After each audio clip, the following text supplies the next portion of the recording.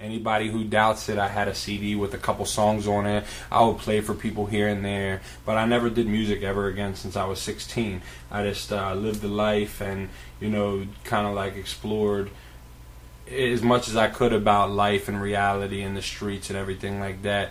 Then I caught a couple charges, and the most recent charge that I really caught in 2006 was right around the time I just started getting back into music. I had a couple friends who wanted to do it too. We were doing it as, in the background, having fun and shit like this. And right then I caught a charge for distribution to an undercover. And it kind of like took a 4-year chunk of my life and let me kind of just sit down away from my group of friends, away from everything that I grew up around, and say, okay, you're stuck in the crib most of your free time. You got a curfew. You can't get in trouble. You can't do drugs. You can't smoke or drink. Most of the friends that you grew up with don't want to chill if you ain't partying no more. Mm-hmm. So I had 4 years to sit there in my you even wrote a song about solitary confinement. Yeah, you even wrote a song. Just look around, and see what am I trying to do with this time. And at the time, like I said, I was already started doing some stuff with my friends, and I kind of carried that over and started getting better and better and seeing myself get better like confined in that little area. So by the time like another year went by and I seen that I can stay out of trouble no problem, I'm going to do this, and like, I had a lot of street credibility and shit for stuff I was doing in the streets and when I was younger. And so it was a transfer of respect. Like, I kind of came to grips with myself that what you've been doing up to this point is not going to work for you anymore. If you continue to do that, you're going to get busted, immediately. So I stopped doing what I was doing immediately, and right then knew that I was going to have to start trying to do something different, but I still wanted that same respect. You know what I'm saying? So what I ended up doing is just like showing people that like just because I can't get money how I was before, because I can't be the life of the party and always be everywhere at the same time and hanging out with everybody and doing nothing but showing love all the time, that I'm going to go ahead and turn this energy toward the music and try to do something good for my neighborhood and my area and the people that I grew up with, and give them another reason to be proud of me other than that I can handle my own and get money and shit like that. So I see that when you're in a younger mind state and you're paying attention to what's going on around you, money is what you need to do everything. It's also what you need to be noticed by bitches. It's what you need to be noticed by people outside of your close group of friends or circle of friends. It's the thing that brings you respect. You know what I'm saying? So what I did is, instead of the money, I seen that a broke person like myself at the time could still gain respect by the competitiveness of hip-hop, I feel like. So I took that, still wanted to do the hip-hop, but I also wanted to raise awareness to the type of shit that I was dealing with at the time. I got set up by somebody who didn't want to take their own sentence for a charge, so they set me up to get me in trouble, to get them out of trouble. Showed also snitches get stitches. They do. And also showed me that once you do catch that,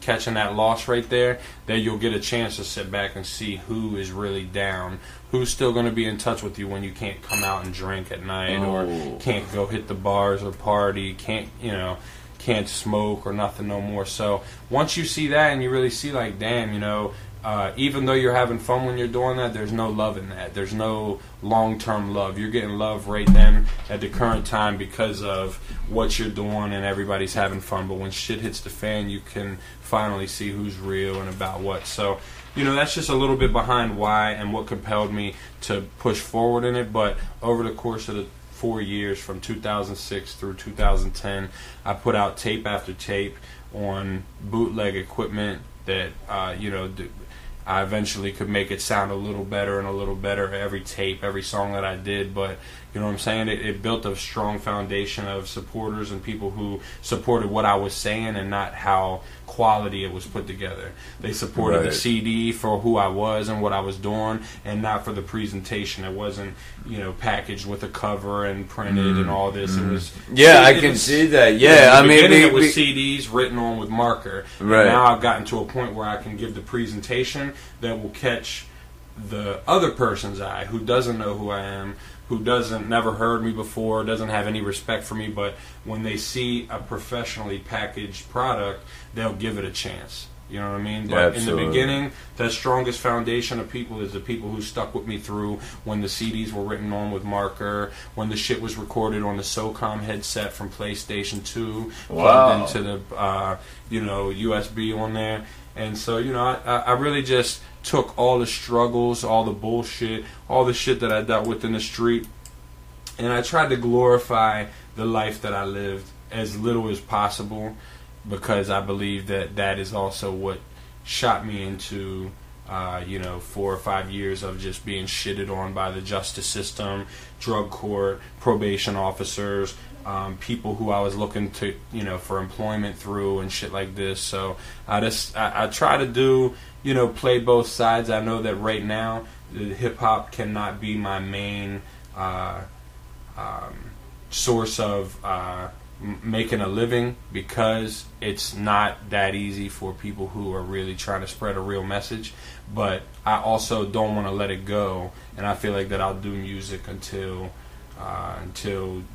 probably until I'm done living, because regardless of whether I work a 9 to 5 or if I'm on the streets and homeless or broke and don't have no other option to do, music has become an outlet and become a way for me to let people hear my issues, my problems, and probably same shit that they're going through, which is a reason that a lot of people can relate to, I believe, real hip-hop. And I think that, there's a couple other artists that I've seen.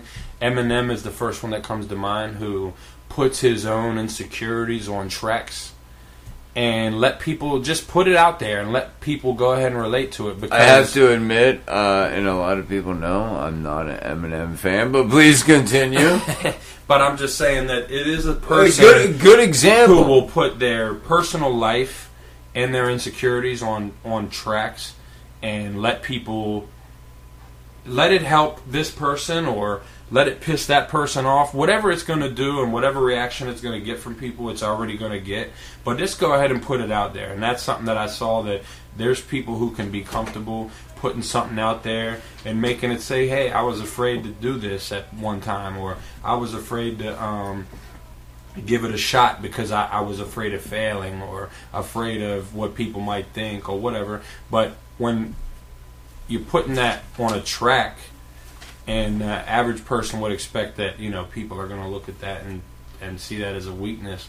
But there's 90% of the people that are going to listen to that song are going to relate to it. And feel empowered. Because they know that they've been in the same situation about one issue or another in their life. So I think that the reason revolutionary and real hip-hop and music with a message and meaning is not starting, but is continually elevating and taking more and more fans in, is because it doesn't take many songs for you to find something you can relate to.